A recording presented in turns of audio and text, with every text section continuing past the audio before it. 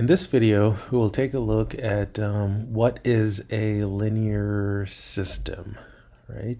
Essentially, we're going to take what we did in a previous video and kind of build upon it, and now add this layer of a system. Now, in the context of algebra, whenever you hear the word system, like a linear system of equation, it implies more than one, right? So far, we've looked at just, what is a linear equation, a single equation.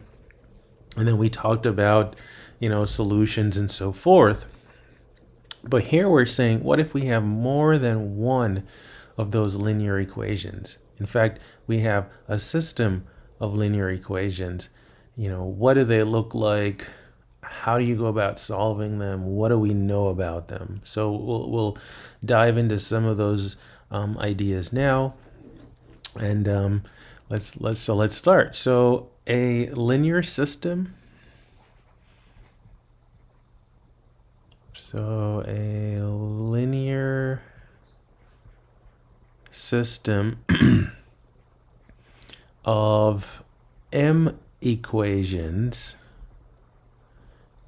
in n unknowns is of the form, and let's write down the form. Now, what I'm going to do initially is write down the definition that we looked at for a single linear equation. So remember we had something like this when we defined a linear equation in n variables or n unknowns. So we had something like this, and then we had a b, right? So basically what we're saying now is instead of having just one of these, we are going to allow for m of them. So I somehow have to replicate this m minus 1 more times to get m equations, plural. Right, so how do we do this? Well, so let's say this is the first equation in our system, right? So then, for instance, this number, this a1, would represent the coefficient of x1 in that first equation.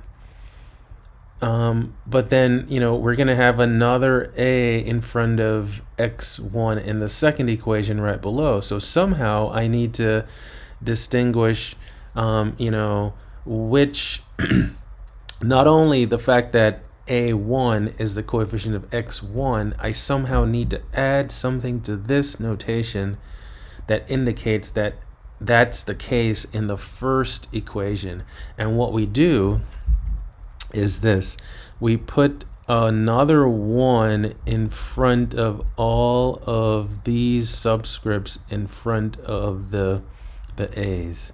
So basically this, and then we have to put a 1 here to say this is the constant on the right hand side in the first equation, right? So now what I can do, if I want to replicate this and say, well, what would the second equation in the system look like? Well, this would be in equation 2, this would be the coefficient of the first variable, right? And then here I'd have a2, 2, x2, and then here I'd have a2, 3, x3, plus dot dot dot plus, and then a2n xn, and then this would be b2, right? Let me write down one more and then I'll generalize it. So the third equation would have a similar form. So it's like, it's almost like copy and paste, but I can't use the same subscript, the same coefficient here as I do here and then here, or in fact any of the other ones. They could be the same, but we have to allow for them to be different, right? So that this here now represents the general, third equation in this system, and then n, and then x sub n equals b3, and then finally now let's dot dot dot. So I need m of these. So remember, the first number in the subscript represents which equation. That has to go up to m, so that's where it will end. Once I get to a sub m, and again the 1 tells me that this is in front of the first variable, or my leading variable in the mth equation, and then I continue this pattern across. So then this would be a m2 x2 a m3 x3 dot dot dot. I'll put a dot dot dot there, and then my a m n x n, and then this would be b m, because again since they're m equations, there would be m constants here, right? And what are the rules? Well, now the aij, right? So aij is basically saying that this is the in the ith equation, this is the coefficient of the jth variable, right? These can all be real numbers, and then similarly the bi's are also real numbers. Those are my constants, and all of this together is sometimes referred to as an m by n system, right? So this is sometimes referred to as an m by n. We don't multiply them, we keep them separate, right? So this is read m by n linear system, and it tells you how many equations and how many variables are unknowns, right? So linear system, right? So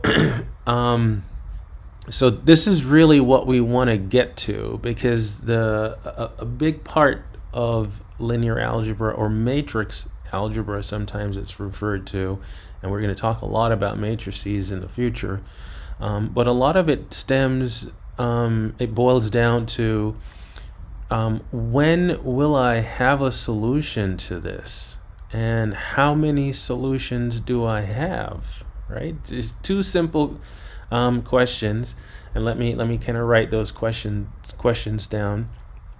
So the first, and we refer to this as like a fundamental question. When does this system have a solution? Right? And by solution, it goes back to what we define for a solution for a single linear system. Basically, we want values, right? So we want to be able to assign values to x1, x2, x3, xn, so that those values satisfy not just one equation, but all m of them, right? So basically, when we talk about a solution, we're saying values of each xi, so the variables that satisfy all equations, right? So that satisfy all m equations, right? But you can see, imagine your m being like 20 or 100 or 1,000 or in the tens of thousands or hundreds of thousands. That's just, it's not a difficult concept in terms of defining what we mean to be a solution. but it just seems like, how do I get a handle on that when I have so many equations and possibly so many variables, right? So when does the system have a solution? And then the follow-up question is that solution unique? Right? So is that solution unique? Right? Simple questions, but they have profound mathematical implications, and we're going to dive through all of those in this course. So I hope you have I hope you're a good diver or swimmer, right? Hopefully the waters won't be too turbulent.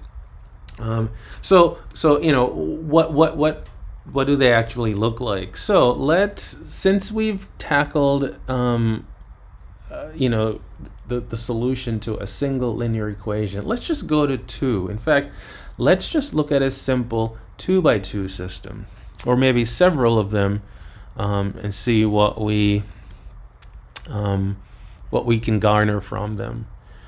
And I know that you've seen linear systems before. In fact, depending on your background, you may know a lot about linear systems, right? But so I'm going to write down 3 linear systems. They're all going to be 2x2, and then we're going to explore each of them and see what we can come up with. So here's the first one. Now, since they're 2x2, I'm just going to use x and y as my variables, right? I don't need to get carried away with the subscripts and so forth. So let's say x plus y equals 1, and then x minus y is equal to 3. So there's one system, right? So this is a 2x2 system. I can see the 4 coefficients on this side, and then I can see the 2 b's on this side. And then let's do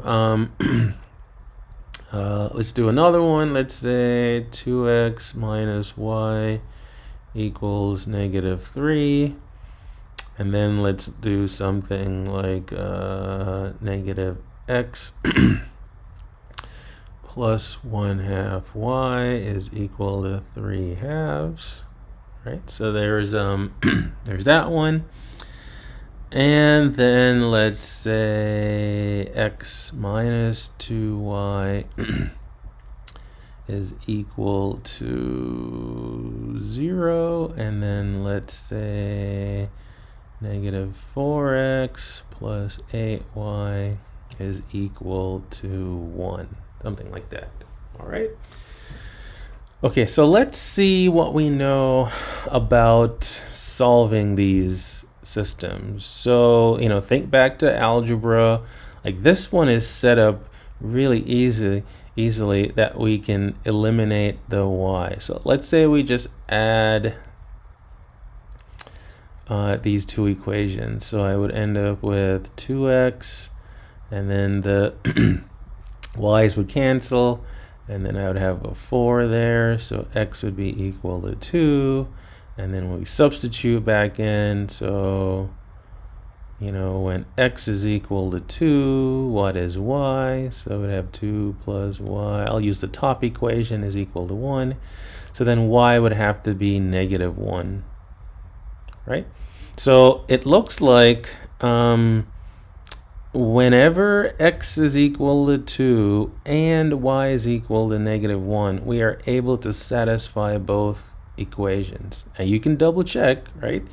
If you take 2 plus -1, you will get a +1. And if you take 2 minus a -1, you'll get a +3.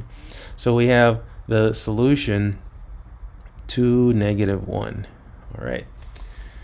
Okay, good. Now let's look at this. So this one isn't quite set up perfectly for an elimination, but I want you to realize something. If I took the bottom equation, and let's say I wanted to clear the fractions and I wanted this leading coefficient here in the second equation to be positive, I'm going to multiply this equation by -2. So then let me rewrite the top equation. It becomes 2x minus y equals -3.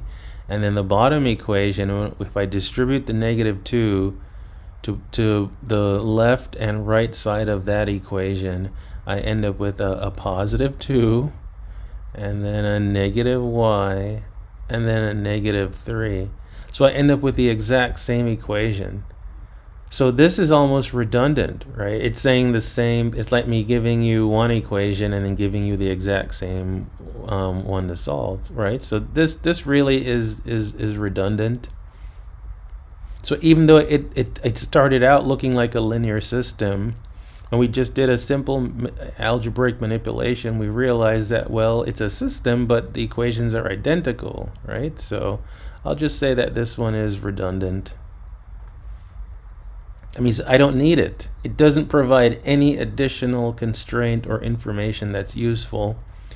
So essentially, the system reduces to a single linear equation, and that's where we would have to use our free variables. So that way, this one we know has infinitely many solutions. So I'm going to choose y to be my free variable.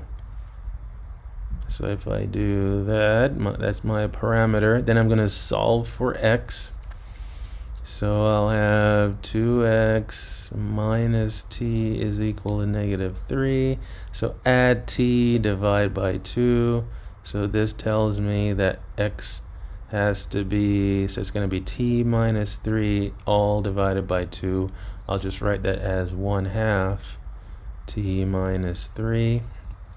Which is the same as 1/2 t minus 3/2. So then the solution, so this one, again, we know we have infinitely many solutions. So our parametric solution set would be this. It's a set of all ordered pairs of this form. Where are we? X is 1/2 t minus 3/2. And then the y value, it can be your t. And then, of course, that's with the understanding that t can be any real number, right? So this is our parametric one. So far, so good. And then for this one, well, again, if we would like to eliminate one of the variables, then we would try to either get a -4 or +4. In fact, yeah, let's do that. Let's multiply the top equation by 4 and then see what happens to the system. So we will have 4x minus 8y is equal to 0, and then the bottom one, -4x plus 8y is equal to 1. If I add these, right, if I add them like I did the first equation, I would end up with 0x plus 0y equals 1. I would end up with something like this, which is never true. This is called a contradiction, right? A contradiction is a statement that's never true. So what this means is there is no value of x and y that I could find that would satisfy both this equation and this equation, right?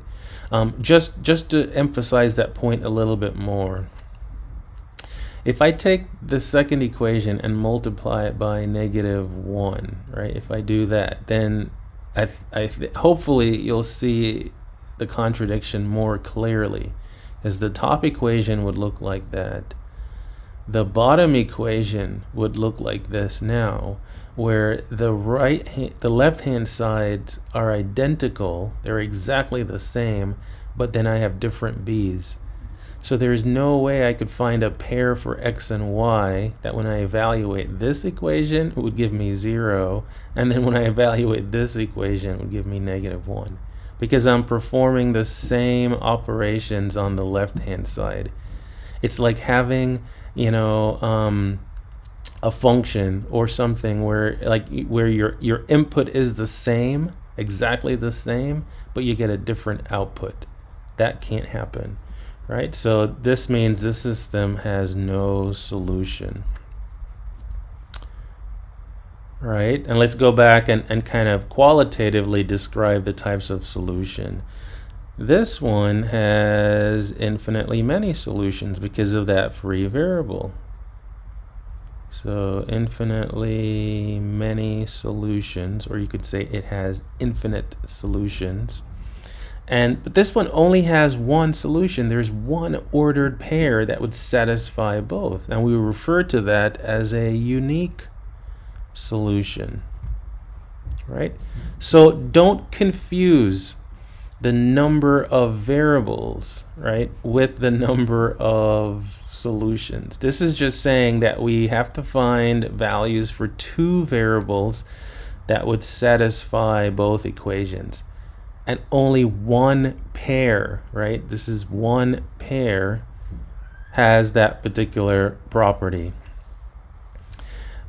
This one is saying infinitely many pairs because I can use any value for t and generate lots of infinitely many ordered pairs that would satisfy the middle equation, the middle system. And then over here, this is saying there's absolutely no ordered pair that would satisfy the system. And you might remember in algebra that there is a geometric way that you can interpret what these three possibilities. And those geometric ways involve graphing. So for instance, if I were to graph this particular system where, and now all of these equations represent lines, right? So I'm not going to do them exactly perfect, but the 0.2, -1 is going to be somewhere here.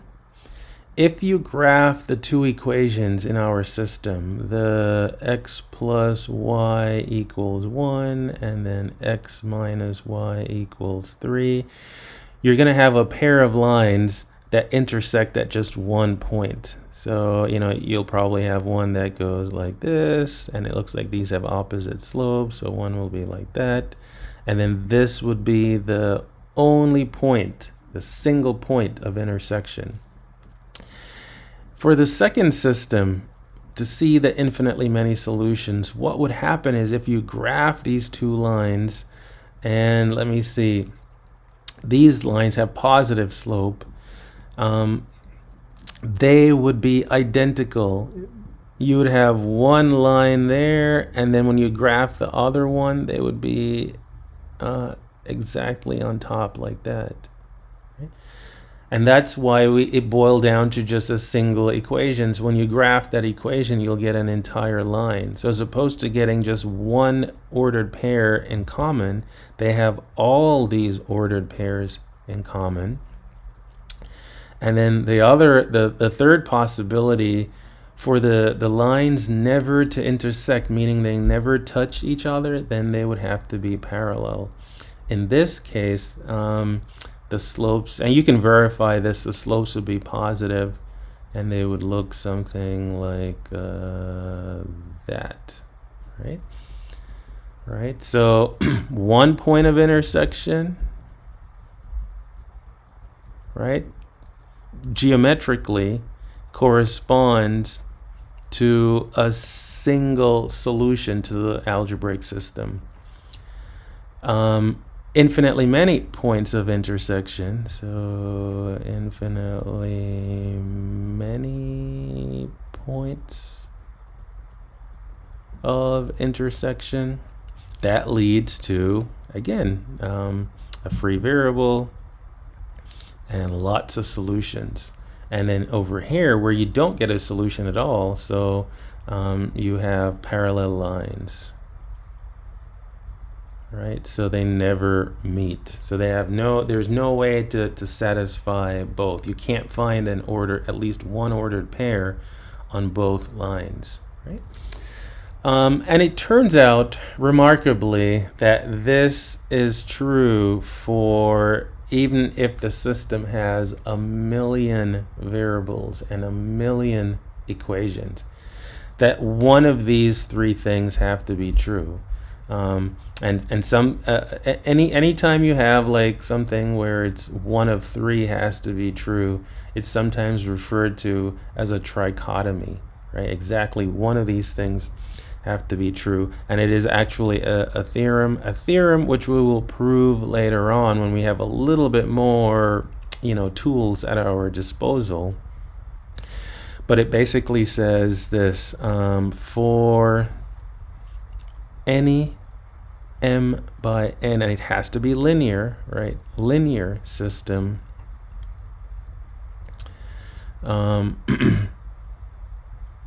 One of the following must be true, right? That's that trichotomy. One of the following must be true. What has to be true? Well, the system has, and I'll scroll down here, either one, it has a unique solution. So that's the first case. So a unique solution. Two, it might have infinitely many. So it has infinitely many solutions. All right. And then the, not, I wouldn't say bad, but the third case, which when you think about a math problem, you want it to have at least one solution, but for lots of linear systems, the system has no solution, right? So again, it has to have exactly one, or infinitely many, or none. So what this means is a linear system can't have like 2 solutions or 5 solutions or 1,000 solutions. It's 0, 1, or infinity, right? And we have a term that's used to describe this case, and then basically the opposite of that term to describe this case. Whenever a system has either one or infinitely many, which is another way of saying at least one, right? So one or infinitely many, we say that the system is consistent. In other words, there is a way to find a solution for all of these equations. Whereas if there are no solutions at all, we say that the system is inconsistent. And again, a big part of linear algebra is to determine when you have consistent systems and when you have inconsistent systems. And we will go ahead and explore these ideas more in the future. So I hope you found this video entertaining and enlightening, and also informative, not necessarily in that order. So see you on the flip side in another video.